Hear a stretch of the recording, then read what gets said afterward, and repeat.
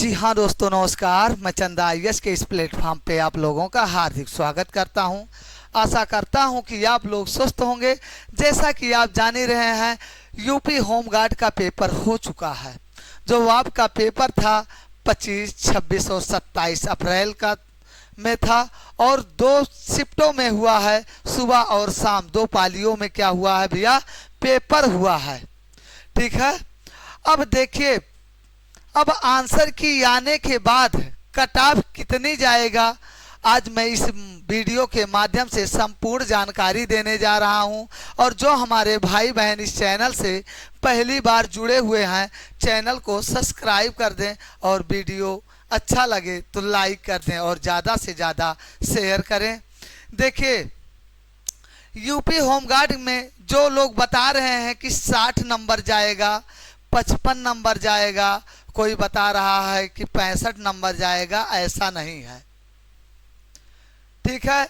हमने बहुत सारे बच्चों से रिव्यू लिया, जो ऑफलाइन भी रिव्यू लिया, ठीक है, और ऑनलाइन भी मैंने रिव्यू लिया।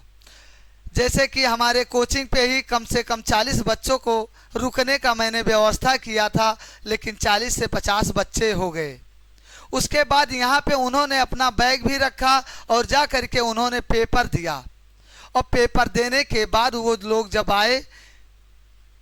वो लोग आए तो मैंने भैया पूछा, कहा कि भैया कितना क्वेश्चन आपका सही है। तो बहुत सारे ऐसे बच्चे थे जो तैयारी ज़्यादा नहीं किए थे, केवल फॉर्म डाल दिए थे। वो कहे कि हमको क्वेश्चन ही समझ में नहीं आ रहा है। लेकिन बहुत सारे बच्चों ने ऐसा किया जो 1 साल 2 साल से तैयारी कर रहे हैं। वो हमसे कहे कि सर मेरा 60 क्वेश्चन सही गया है। कोई हमसे कहा कि सर मेरे 52 सही हैं, कोई हमसे कहा कि 55 सही हैं, कोई कहा 32 सही है। मैंने सबका रिव्यू सुना और उसके बाद मैंने उनका नंबर नोट कर लिया।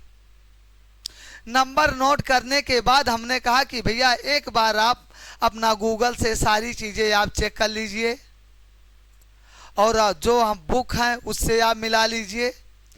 हमने उस पर कोई प्रतिक्रिया नहीं दिया। मैंने उस पर कोई प्रतिक्रिया नहीं दिया। उसके बाद सबका मैंने नोट्स क्या किया, उस सबका नंबर मैंने नोट किया। और उसके बाद मैंने कहा कि आपके पास जब आंसर किया जाएगा उसके बाद मैं आपके पास फ़ोन करूंगा। भैया आप लोग कुछ नहीं करना, मेरे लिए मात्र एक चीज़ कर देना, आप अपना सही नंबर बता देना। जो बच्चा कह रहा था कि मेरा 56 सही है, उसने कहा कि सर मेरे 46 सही हैं। कुछ बच्चों ने कहा कि सर मेरे 48 हैं। किसी ने मेरा कहा कि 55 सही है। यानी कि जितने बच्चों से मैंने रिव्यू लिया, कोई ये नहीं कहने वाला था कि मेरा सर 60 नंबर सही है।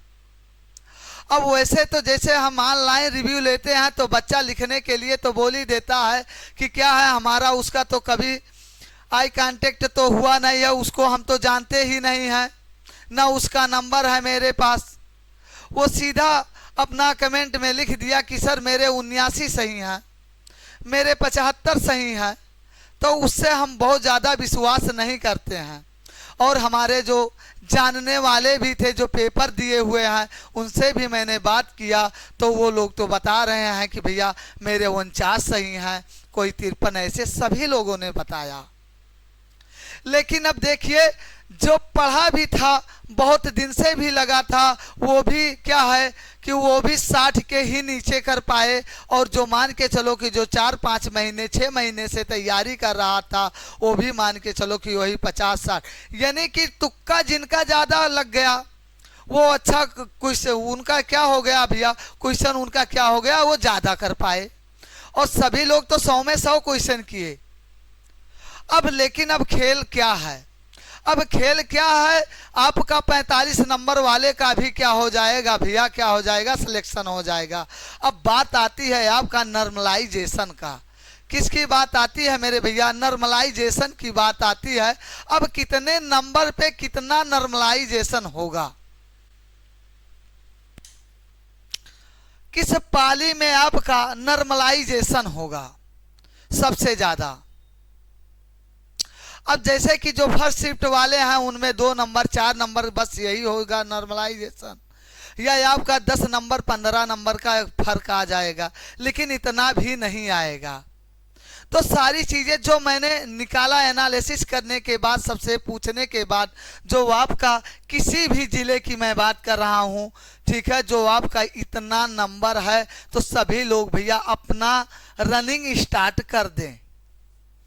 अब देखते हैं भैया, देखिए कि कितना नंबर होना चाहिए आपका। ठीक है, देखिए यूआर के लिए, यूआर के लिए भैया कितना नंबर आपका, 55 नंबर। अगर आपका 55 नंबर है तो आप लोग क्या कर देंगे, अपनी तैयारी क्या कर देंगे भैया, शुरू कर देंगे। यूआर यानी कि जनरल के लिए। वहीं ओबीसी के लिए, ओबीसी के लिए आपका 54 नंबर, ईडब्ल्यूएस के लिए भी 54 नंबर। बस पॉइंट में 2-4 केवल पॉइंट में बढ़ सकता है, या 1 नंबर इधर उधर हो सकता है, इससे ज़्यादा नहीं। वहीं एससी के लिए भैया आपका हो जाएगा 52 नंबर, और एसटी के लिए आपका हो जाएगा 48 नंबर। अब इसमें महिला वर्ग के लिए कितना होगा, बस ज़्यादा नहीं भैया। देखिए इसमें क्या है, महिलाएं भी बढ़ चढ़ के यहाँ पे पेपर दी हैं, जो हमारी बहनें भी थी उन्होंने बहुत ज़्यादा पेपर दी है। तो वो आपका केवल ज़्यादा से ज़्यादा कितने नंबर का फर्क आएगा, आपका सब में 6 नंबर का आप केवल बस माइनस कर दीजिए भाई। बस जिनका नंबर इतना है सभी लोग अपने रनिंग क्या कर देंगे भैया, स्टार्ट कर देंगे। अब रनिंग में भी देखिए कितने लोग निकाल पाएंगे या नहीं निकाल पाएंगे। जिनका एज 35 हो गया है, ठीक है भैया, उनको रनिंग करने में लिए भी दिक्कत हो जाएगा। आपको क्या है भैया, 28 मिनट भले मिल रहे हैं, लेकिन आपको एक क्या है, स्टेप आपको क्या करना है, दौड़ना ही पड़ेगा।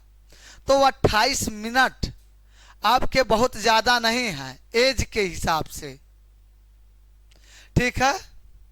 अब देखिए रिजल्ट किस माह में आएगा।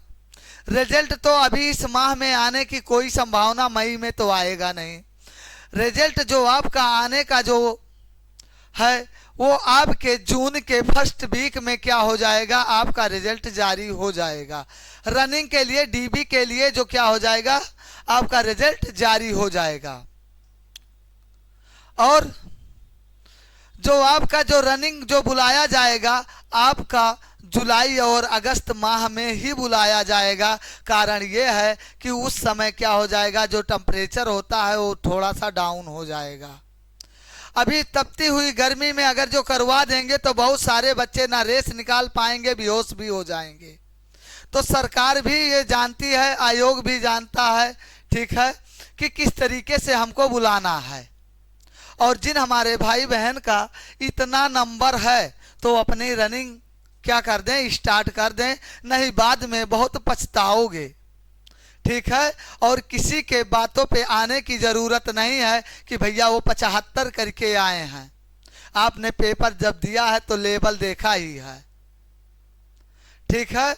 जिस तरीके से मैथ मैट्रिक लगता है उसी तरीके से आपका जीएस मैट्रिक लगा है। जिनको ऑप्शन 1-2 ऑप्शन मालूम थे उसी अनुसार कर पाया है, ठीक है। जैसे रेलवे ग्रुप डी में आपका क्या होता है, जीएस पूछा जाता है, कहीं उससे क्या है, आपका उसके लेवल से कहीं ज़्यादा कठिन था, ठीक है। तो मैं आशा करता हूँ कि हमारी सारी बातें आपको समझ में आई होंगी। जय हिंद, जय भारत।